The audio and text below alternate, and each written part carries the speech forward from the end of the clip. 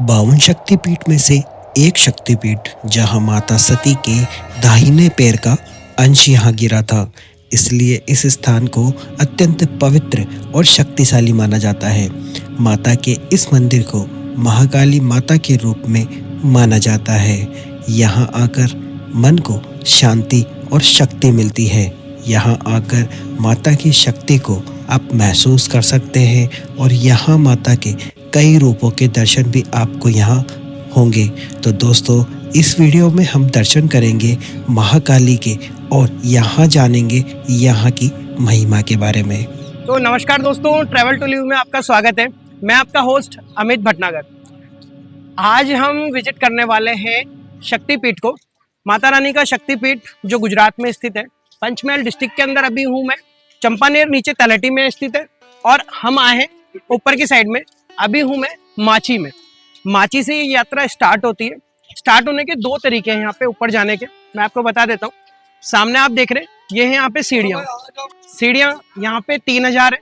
3000 सीढ़ियों से चल के हम ऊपर पहुँच सकते हैं। पहला ऑप्शन है आपके पास में। दूसरा ऑप्शन है आपके पास में रोपवे। यहाँ से आप देख सकते हैं उड़न खटोला है। इसकी प्राइजेज आपको मैं बता देता हूँ। इसकी आपकी प्राइजेज जो है वो लगने वाली है, जितने भी एडल्ट है, एडल्ट का आपका 150 रुपीज़ लगता है, 150 रुपये। बच्चों का 80 रुपये लगता है। और आप अगर स्टूडेंट के साथ में आ रहे हैं और अगर उनके पास में स्टूडेंट आईडी है तो 1060 रुपये लगेगा 8 चाइल्ड्स का। तो ये थी यहाँ की इन्फॉर्मेशन। अभी रोपवे बंद है, सामने आप देख रहे हैं बैरिकेड लगा रखे हैं। और इसका रीज़न मैं आपको बता देता हूँ। जब भी मौसम खराब होता है, बारिश हो रही होती है या फिर हवा तेज होती है, तो ऐसी परिस्थिति को देखते हुए प्रशासन यहाँ पे रोपवे बंद कर देता है। तो ये थी एक इन्फॉर्मेशन आपके लिए। तो आज हम शक्तिपीठ के दर्शन करेंगे। माँ काली का रूप यहाँ पे है और यहाँ की कंप्लीट इन्फॉर्मेशन हम लेंगे कि किस तरीके से यहाँ हम पहुँच सकते हैं और किस तरीके से यहाँ दर्शन कर सकते हैं। तो सारी इन्फॉर्मेशन A to Z आपको मिलने वाली। तो बने रहे हमारे चैनल पे नए हैं तो सब्सक्राइब करें, वीडियो पसंद आए तो लाइक जरूर करें और अपने साथ वालों को शेयर करना बिल्कुल ना भूलें। तो चलिए, जय भवानी का नाम लेकर आज की यात्रा की शुरू करते हैं। अब दोस्तों, बात करते हैं यहाँ पहुँचने के लिए। पावागढ़ का निकटतम रेलवे स्टेशन वडोदरा है, जहाँ से पावागढ़ की दूरी लगभग 50 किलोमीटर है। यहाँ से टैक्सी, बस से सीधे पावागढ़ पहुंचा जा सकता है और पावागढ़ का निकटतम एयरपोर्ट भी वडोदरा में स्थित है। वहां से आप टैक्सी कर सकते हैं। और दूसरा विकल्प है अहमदाबाद, जहां से पावागढ़ की दूरी 120 किलोमीटर है। वडोदरा पहुंचने पर आप यहां से रेलवे स्टेशन के सामने स्थित बस स्टॉप से बस की सहायता से 1 से 1.5 घंटे में चंपानेर पहुंच सकते हैं, क्योंकि सभी बसें आपको चंपानेर तक ही ड्रॉप करती है। उसके आगे की यात्रा 5 किलोमीटर की है, जो आपको वहीं से लोकल बस से करनी होगी, जो आपको हर 10 मिनट में मिल जाएगी। आपको अगर माची तक पहुंचना है, एक्चुअली माता जी का जो मंदिर है वो माची से 3000 सीढ़ियाँ ऊपर है। माची तक आपको पहुंचने के लिए आप जैसे ही अगर चंपानेर पहुंचते हैं नीचे, तो चंपानेर से 5 किलोमीटर की दूरी पर स्थित है माची। वहां तक आने के लिए बस डिपो पे आप जैसे ही पहुंचेंगे तो वहां से आपको दूसरी बस मिलेगी। अप्रोक्स 23 रुपीज़ का आपके चार्जेज आने वाला है। टिकट मिलेगा आपको 23 रुपीज़ का और आप पहुंचेंगे माची तक। वहाँ पे आने के और भी ऑप्शन है, कई टैक्सीज वगैरह है। प्राइवेट टैक्सी आप अगर लेकर आते हैं तो बीच में मैंने देखा कि आप 7 कमान भी विजिट कर सकते हैं। यहाँ से उतरते वक्त आप नीचे चलेंगे तो माची से 1 किलोमीटर नीचे उतरने के बाद में आपको 7 कमान अगर विजिट करना है तो आप 7 कमान भी वहाँ पे आकर विजिट कर सकते हैं। फिलहाल मैं दर्शन करने के लिए जा रहा हूँ माता रानी के ऊपर।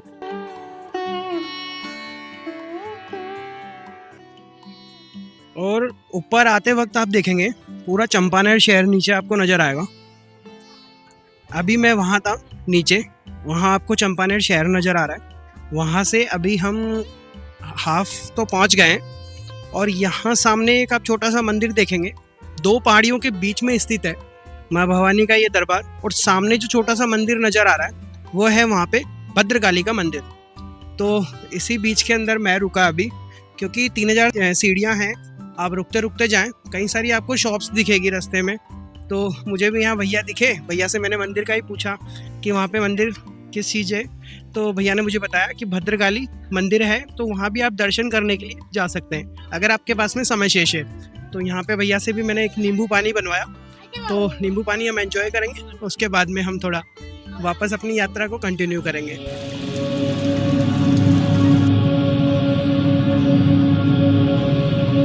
तो नीचे से कंप्लीट सीढ़ियों के माध्यम से मैं अभी पहुंच गया यहाँ पे।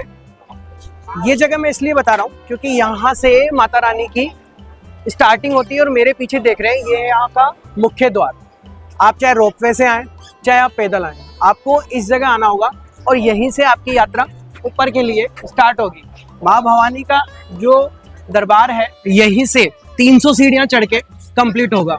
तो माँ भवानी के हम ऊपर चल के दर्शन करेंगे। मैं नीचे से आया हूँ, अप्रोक्स 3000 सीढ़ियाँ बताते, लेकिन मैं बड़े आराम से आया हूँ रुकता हुआ, तो मुझे ज़्यादा तकलीफ नहीं हुई यहाँ तक पहुँचने के अंदर। अप्रोक्स 1 घंटे का मुझे समय लगा और 1 घंटे में मैं इजीली यहाँ तक पहुँच गया हूँ। तो यहाँ से हम शुरू करते हैं वापस हमारी 300 सीढ़ियों का सफर और करते हैं मां अम्बे के दर्शन। जय माता दी। और जैसे ही ऊपर आएंगे आप तो एक और द्वार दिखेगा। नीचे आपने देखा था शक्ति द्वार, और उसके बाद में है यहाँ पे आते ही आप दर्शन करेंगे भोलेनाथ के। अभी 10 मीटर की विजिबिलिटी भी नहीं है जैसा आप देख पा रहे हो, और ये है ऊपर नृत्य करते हुए भोले भंडारी और भोले शंकर के आप दर्शन कर सकते हैं यहाँ पे। भी आप मेरे जो पीछे देख रहे हैं यहाँ पे अभी माता रानी का ध्वजा जो चेंज किया जा रहा है, ये सारे भक्त आप देख रहे हैं, ये प्रशासन की तरफ से है। यहाँ पे 2 महीने की वेटिंग मुझे बताई जा रही है कि 2 महीने की वेटिंग है अगर आपको यहाँ के ध्वजा अगर चेंज करवाना है। पीछे आप देख रहे हैं ये परिक्रमा हो रही है पूरी, और इनकी तरफ से आज इनका नंबर यहाँ पे आया है और ये आज यहाँ पे ध्वजा चेंज करा रहे हैं। माता रानी का ध्वजा के मुझे हाथ लगाने के सौभाग्य यहाँ पे प्राप्त हुआ। ये माता रानी की असीम कृपा थी मेरे ऊपर। और ये देख रहे हैं ये महाराज जी आ रहे हैं पीछे।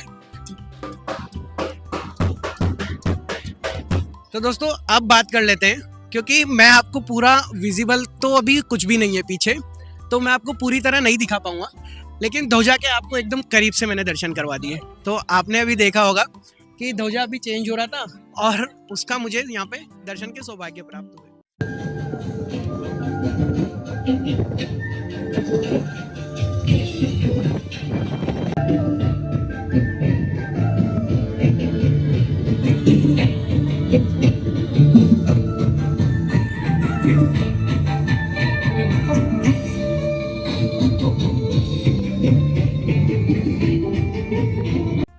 तो माँ भवानी के दरबार में आपने देखा बहुत सुंदर अभी गरबा हो रहा था, और गुजरात का तो है ही कि यहाँ पे तो बस खाए जाओ और गरबा करे जाओ। मैंने एक ही चीज़ देखी और बहुत मस्त रहते हैं यहाँ के लोग। चलो यहाँ की बात हुई अब गुजरात की, इसके आगे बात करते हैं मंदिर की। मंदिर यहाँ कैसे स्थापित हुआ।